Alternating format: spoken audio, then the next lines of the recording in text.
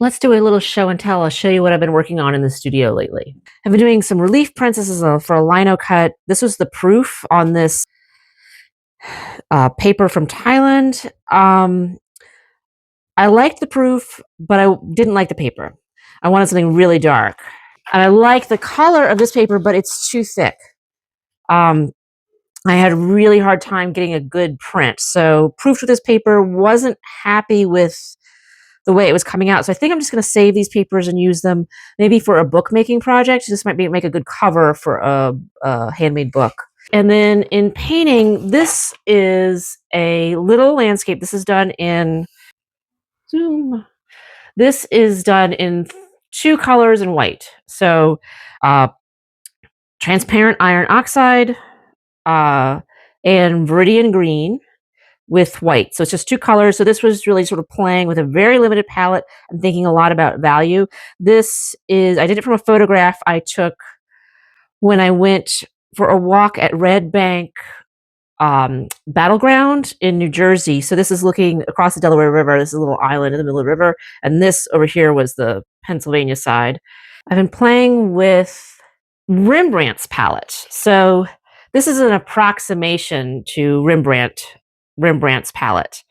And so Jackson's Art Supply had a video talking about Rembrandt's palette, and they've, the museum had done, I don't know if it's Rijksmuseum or British National Museum, had gone in and taken samples and could pick out the colors that Rembrandt used. And so Jackson's had come up with an approximation of some of the modern day colors that you could buy off the shelf with some of them, because I just wanted to sort of get an experiment. And so this is a mixture of paints from Williamsburg paint, Winsor, Newton. This is from Holbein, a vermilion from Holbein. This is Steel de Gran from Williamsburg. And everything else on here is Winsor Newton. So smalt paint, which is a less pure version of ultramarine blue. It has more of the stone in it, ground up in it, and makes this gorgeous purple. This is phthalo. So Rembrandt actually used something called like azurite, but it's close to phthalo. It's sort of this turquoisey view. He used a lead tin yellow. I didn't have. They make something that's like that now called like chrome, but it was too bright. So I got this cadmium lemon yellow. And I really like that. And then the Steel de Gran is very transparent, made from bergamot. And so depending on when the bergamot was picked, it would be more yellow or more green. And there's a lot of different variations on it. Winsor Newton has a variation that's way more yellow ochre and very opaque. And so I went with the Williamsburg version because it's much more transparent. And it felt like it was a little closer to what I'd seen in the pictures about the palette. And the Steel de Gran is just, it is such a fun color to work with. It goes from this wonderful, like, that really sort of like flesh toned, that lovely sort of almost like this light pinky yellow to this very nice dark sort of brown, a really sort of golden color. Vermilion, which is this fabulous sort of intense red, orange color, again, like makes these wonderful pinks. Carmine from Winsor Newton, and which is like alizarin crimson, but just it's redder. I think it's less purple, but a gorgeous, gorgeous color. I could see that using this in a portrait, like a flesh tone, and it mixed with the Steel de Gran in these fabulous, warm, fleshy tones that you could use for somebody who's darker complected, and it was just beautiful. Burnt sienna, fabulous regular earth color, and then burnt umber, again, fabulous earth color. So I had a lot of fun playing with this, and these are all mixed with a lead white, not titanium, not zinc, but a lead white. So beautiful palette, and then I decided to do it on a panel. So same subject matter. I think I zoomed out a little on this one because I wanted, there was this bridge over on the side and I wanted to capture some of that yellow light. And I was thinking a lot, and I wanted to get some of these buildings that were on this side. I was thinking a lot about some of those Dutch landscapes where you see these distant windmills and these beautiful hazy skies. So I wanted to play with that. And the colors are just a joy to mix. These, like, that's the Stile de Gran there.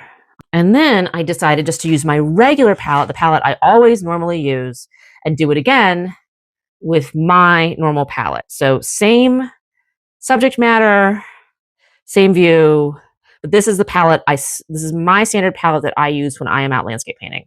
I was thinking what I would do now is do something like this, but with my normal palette, laying out my colors. And I'm just going to show you how I do it, and it'd be handy to have for teaching.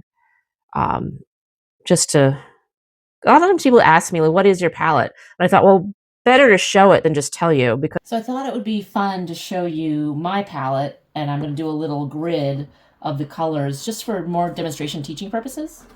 So my old glass palette broke, so I need to get a new sheet of plexiglass or glass that's going to take up the whole panel. But for now, I just have this regular, this 16 by 20 glass. Clove oil on a cotton swab keeps all the paint wet underneath the box. This is my sort of standard setup when I'm painting in the studio. Painting outside, different story. Gotta put an apron on. These are ones I've mixed from recently. There's other colors on the palette right now from some other projects I've been working on that are not my standard landscape, but this is gonna be my standard landscape. So Viridian Green, Winsor Newton. Cinnabar Green Light from Williamsburg, Indian Yellow. That can be, this one's Williamsburg, but Winsor Newton also, I use that. Cadmium Yellow Lemon.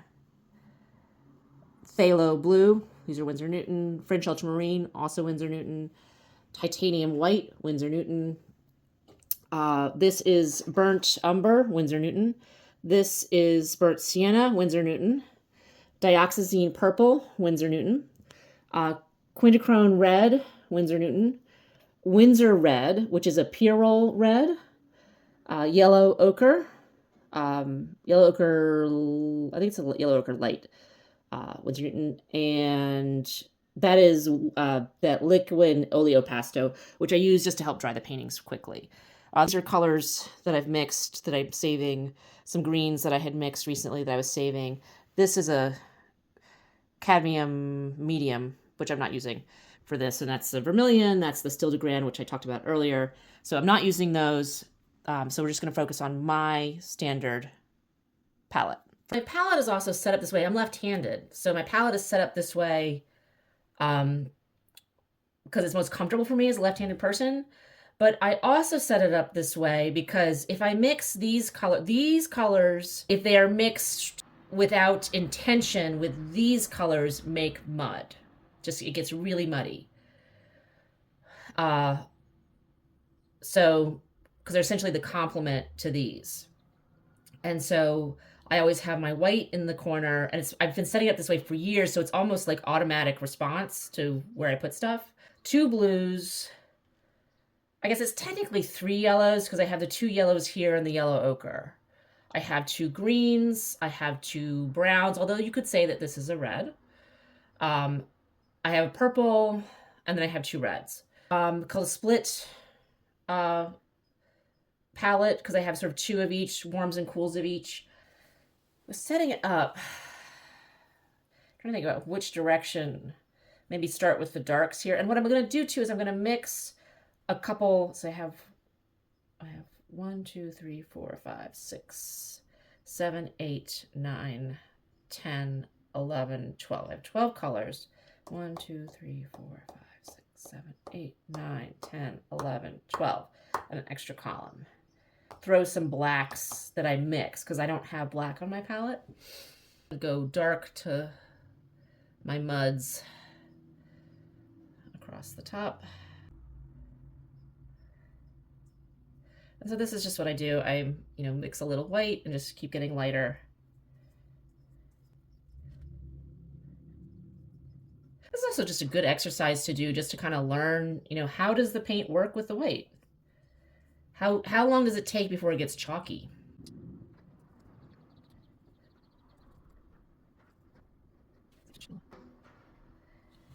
This is also a little bit of a value scale too, sort of playing with this.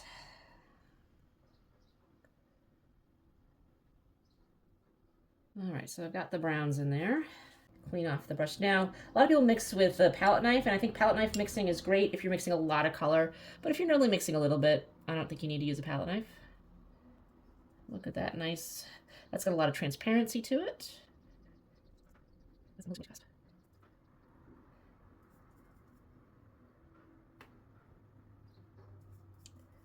So I'm trying to get this same amount of white each time I pull from the white pile.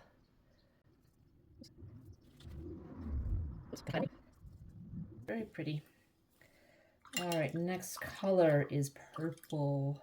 So basically, if it's so purple is this dioxazine is it's comes from the earth, or comes from petroleum products. It's basically was invented for the car industry. Um, so anything that's like hard to pronounce is probably something that is petroleum based.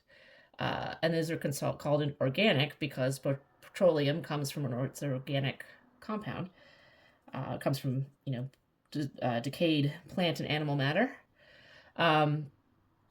Whereas like a burnt umber, burnt sienna, ultramarine, those are inorganic because they are coming from the earth. They're stone, they're minerals that make those paints.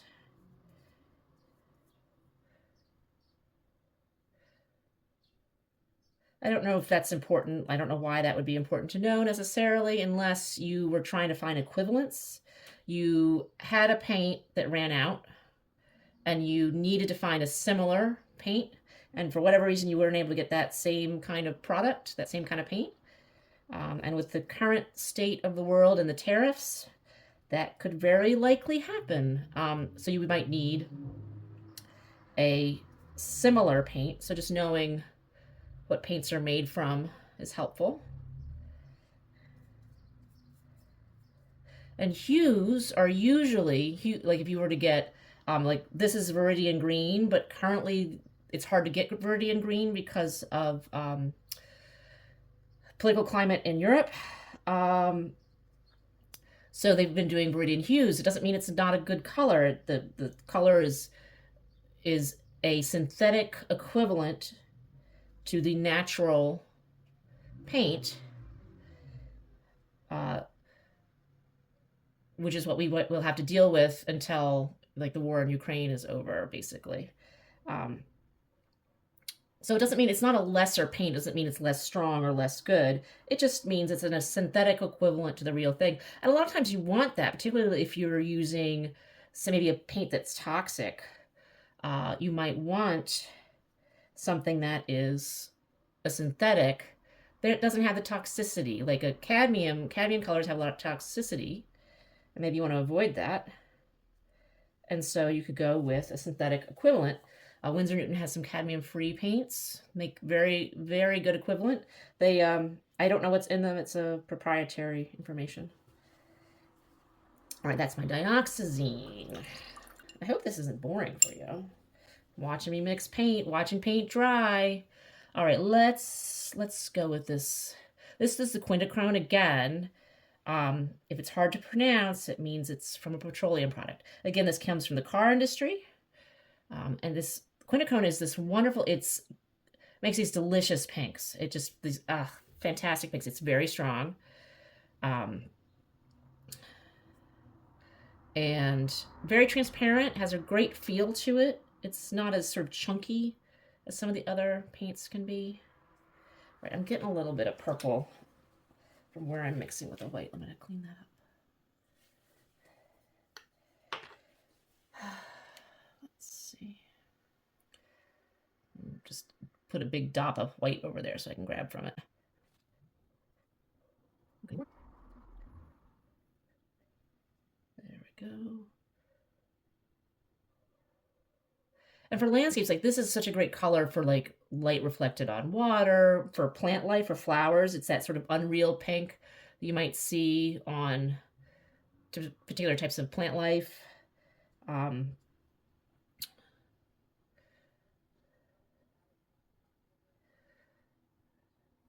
Sometimes it can be so hard to find the right kind of red out in nature. All right, that's very pretty. And then let's go for the Windsor red, which is like a Pyrrole red. You might get that the name Pyrrole in another brand. I don't know what Pyrrole is. I don't know if that's a mineral or something else. There's the red. I find this to be a little warmer. I mean, you can go pink, but oops, I didn't do my dark. I went straight for mixing. These reds stay wet a long time. They have a really slow drying oil in them. And that's partly because you want to maintain the brightness. Some oils can yellow, and you want to be able to maintain the luminosity, that really high chroma in these red paints. And so you don't want them yellowing over time. So they use a clearer oil, like a safflower oil, and that will, it won't yellow, but it will take forever to dry. And this Windsor red makes really excellent oranges mixed with the yellows. I don't use a Windsor orange or a orange paint. I mean, I could. I've seen people who do, and it's just gorgeous. But I like mixing it with I like being able to mix with my yellows. I really love Indian yellow, such a transparent yellow, and the lemon mixed with the Viridian is fantastic. I mean, to be honest, I don't really even need that green. I just like it. It's my lazy color. It's like the perfect green. I don't have to mix it. I used to do straight out of the tube. Okay, so that is my reds. Let us move to my yellow ochre. Yellow ochre is like the perfect neutral. I have a student who kind of teases me because my answer seems to always be like when I'm in teaching, the student might ask, what should I mix with this? What should I do? And it seems like inevitably the answer is yellow ochre. It's a fantastic neutral. You can use it to lighten something without using white. It's cool enough that it can help a bright color recede, so cools recede in space in landscape, and bright warm colors come forward. So you could use it as a cooler color.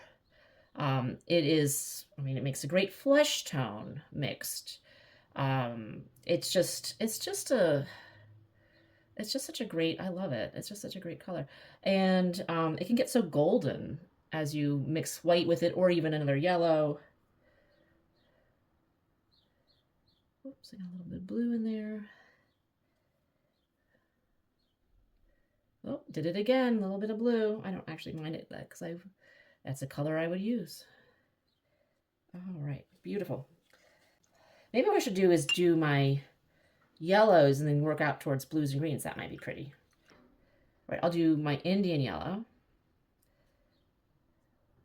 Indian yellow is so transparent, and in watercolor gouache, basically any Indian yellow is fantastic. In watercolor, in gouache, oil paint, it makes the most fantastic, it can make amazing oranges. It's transparent, so you can kind of glaze it over stuff. It makes amazing greens, like dark greens. So if you have like dark pine trees, you want all that warmth in that dark pine. The Indian yellow is fantastic. Indian yellow nowadays, it is all synthetic. They don't make it from cow urine anymore. But it's one of my favorites. Most landscape painters I know use Indian yellow. I mean, I know a lot of watercolorists use it. I have it in one of my watercolor palettes that I like.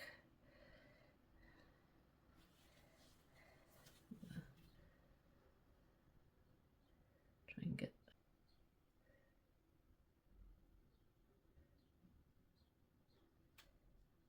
there. Beautiful.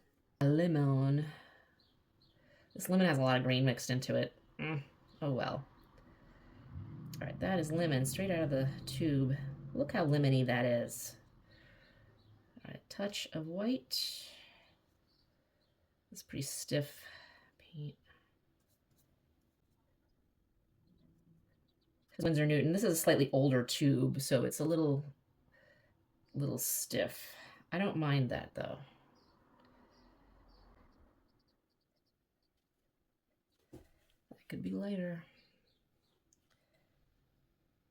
And you can see the temperature difference there, you know.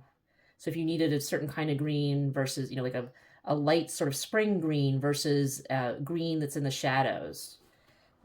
And the lemon's also very opaque, which is nice. That's my Cinnabar. So this is actually, it's not actually really Cinnabar. Cinnabar was made, so this is a blend of 4 different pigments. So I could mix it if I wanted to. It's a yellow cad medium. It's a little bit of the sienna. It's phthalo and white. So it's phthalo. So this, and white mixed will make that. But I like this just out of the tube. It's already mixed. And it's just a great, just a fantastic green. It's pretty cool in temperature, which I like. There's other companies have some Cinnabar greens that are just a little bit warmer. So I like this version. It's my lazy green. I don't have to mix it, just pull it out of the tube. And I think of it as such like a springtime color. Like this is the green you get in the early spring.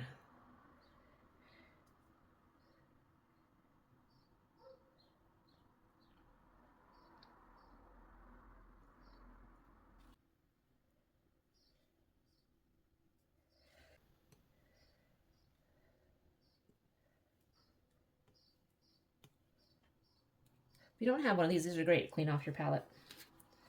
Viridian it's a very blue color. Has a lot of transparency, and it's just, I love it for mixing greens, different shades of green.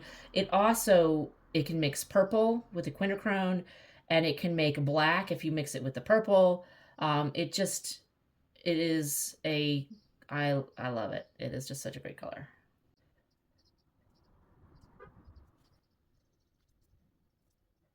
The one thing you can do that really helps artists who have YouTube is watch the video to the end.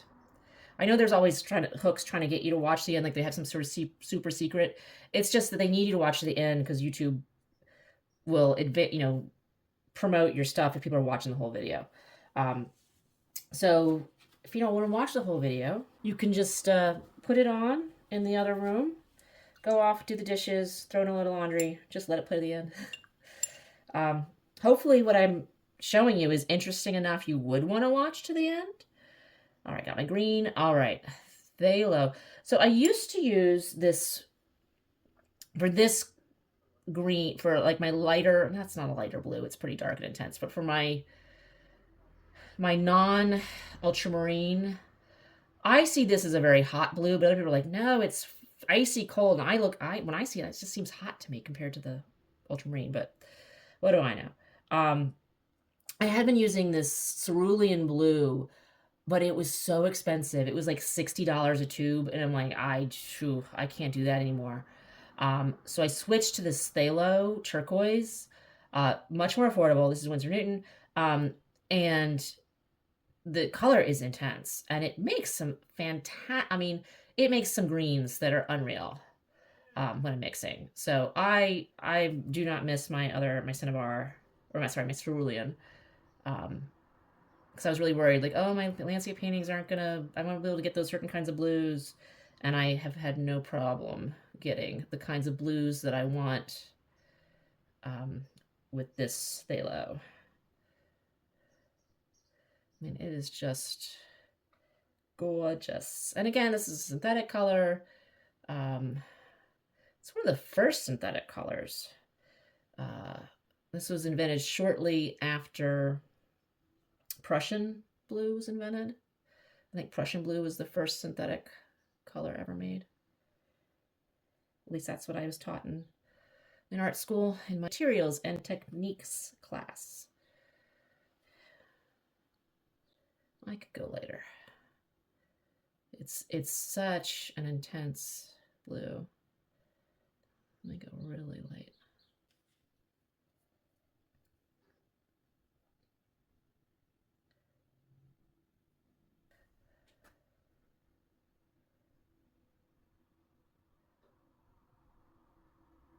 I don't mind getting my white all messy like that, because at the end of the painting session, I'll just scrape it off, mix it, pull it to the side, and then use it as a neutral. Got a hair stuck in there. Do my ultramarine, and then I'll show you a couple blacks. Definitely out of the landscape painting tradition, they didn't use a lot of tube blacks. They mixed them. The idea that there really isn't a lot of black in nature, or the darks in nature can be mixed from other colors. So I really don't use black. It can be strong. It can be a really strong color, and it can also be kind of like a dead color. It can make these just sort of really deep, dark passages where just you kind of lose. There isn't the chroma depth. It's just a darkness depth, which, depending on what you're doing, might be the right thing. But I feel like there's always light shining and reflecting, so you would want your darks to be able to capture that reflection of light in nature. Maybe a little lighter. And then this last one. This is nice because it gives you the sense of the value and how the color looks like when white is added. Excuse me. But it doesn't show you the variety of colors you could mix, which I always feel like that's a pretty important. Let me go a little darker here. All right, so let's mix some blacks. Move this.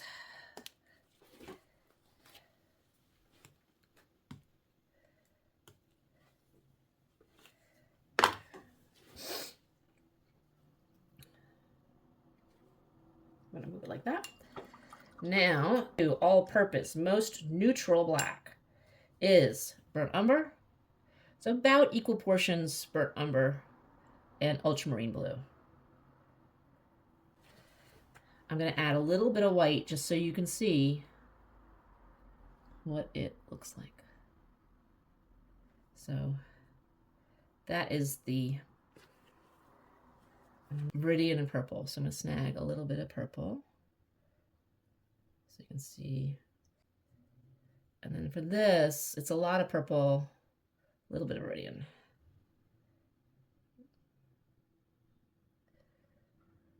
And look at that very intense dark. I'm going to add just a touch of white so you can see what it looks like. This is one I use in like shadows under trees a lot. Phthalo. I'll do a touch there. Phthalo. And burnt sienna.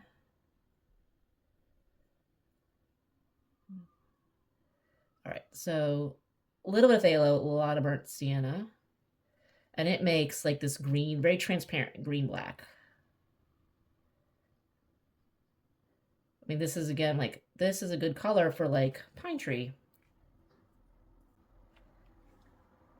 So you can see there are some different varieties of blacks, like this more neutral one, this very purple one, and this sort of warmer green one.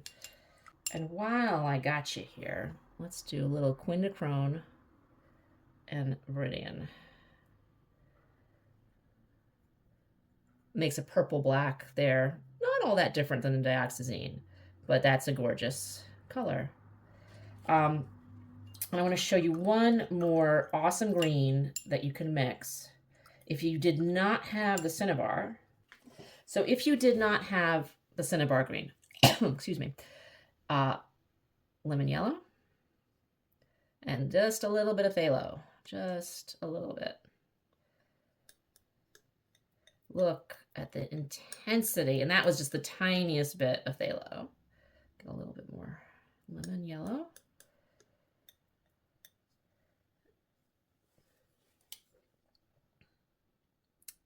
Mix a little bit of white in there. Look at that fantastic green. Show you another one. This is, so we'll do the same thing with Indian yellow. Tiny bit of phthalo. Really dark. Get a little white in there.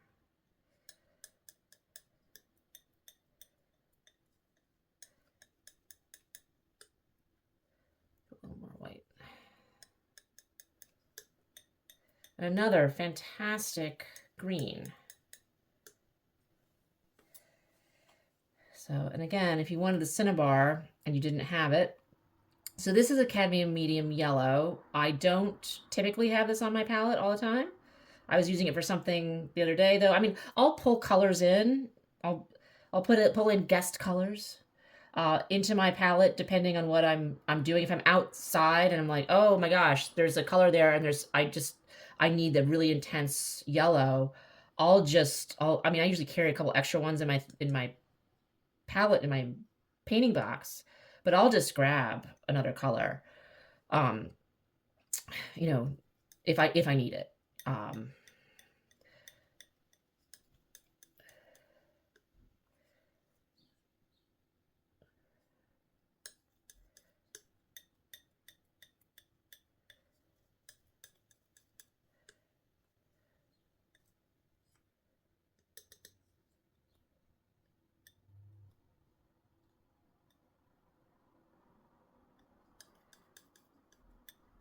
There we go.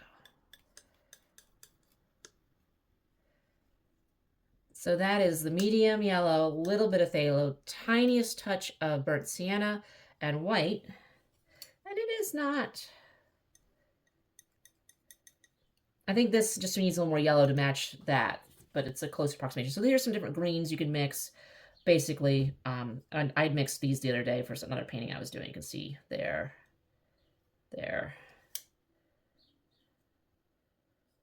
Beauteous. All right, so that's a little bit of color mixing. Hold that up.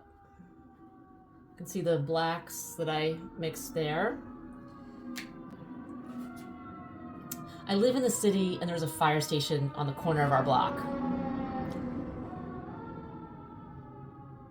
And my microphone died at like...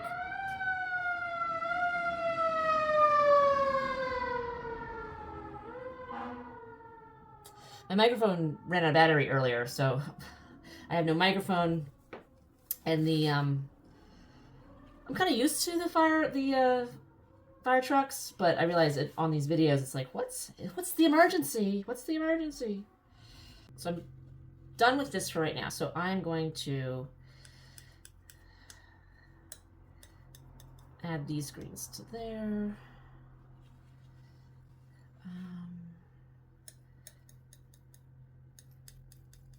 That kind of goes with this one.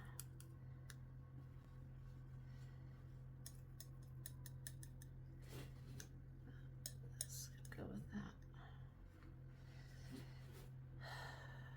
Excellent use of old catalogs. You can use them for cleaning up your paint stuff. And then I'm going to grab all of this sort of mixed white where it's got other stuff kind of gummed up in there.